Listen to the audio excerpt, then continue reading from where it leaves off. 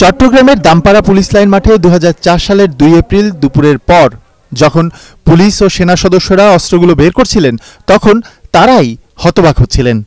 এর আগে কখনোই এ ধরনের অত্যাধুনিক আনকরা অস্ত্র দেখেনি তাদের অনেকেই। 10 ট্রাক অস্ত্রের মধ্যে প্রায় 1300 SMG, 400 rifle, 150 Locket launcher, 12 lakh গুলি এবং 27,000 গ্রেনেড ছিল। ওই দিন বিকেলে ঢাকা থেকে হেলিকপ্টারে উড়ে গিয়ে তখনকার স্বরাষ্ট্র প্রতিমন্ত্রী লুৎফুজ্জামান বাবরও খানিকটা বিস্ময় প্রকাশ করেছিলেন। একই সাথে সাধুবাদ দিয়েছিলেন আইন শৃঙ্খলা রক্ষাকারী বাহিনীকে।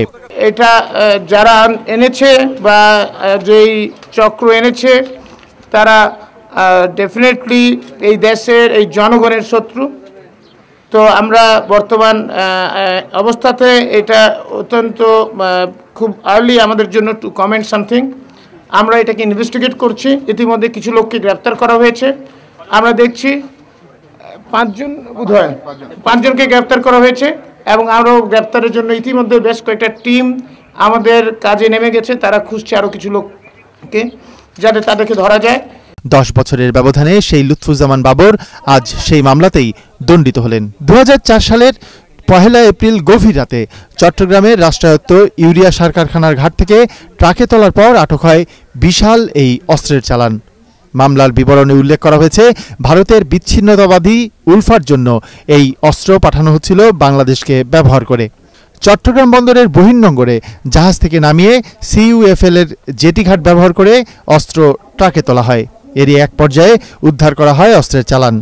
ওই ঘটনায় অস্ত্র ও চোরাচালান আইনে 2টি মামলা হয় ঘটনার পরদিনই। একই বছর জুন মাসে মামলা দুটির চার্জশিট দেওয়া হলেও 2007 সালে অধিকতর তদন্তের আদেশ হয়।